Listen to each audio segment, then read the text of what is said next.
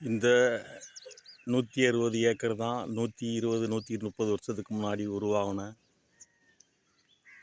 675 survey நம்பரில் உருவான குளத்து 10 160க்கு மேலே உள்ள ஏக்கர்கள். இது வெறும் அன்னைக்கு தினக்கூலியாக கொடுக்க நெல்லுக்கும் கம்மங்கூழுக்கும் எங்கள் தாத்தனும் பூட்டனும் எங்கள் முன்னோர்களும் உருவாக்குனது.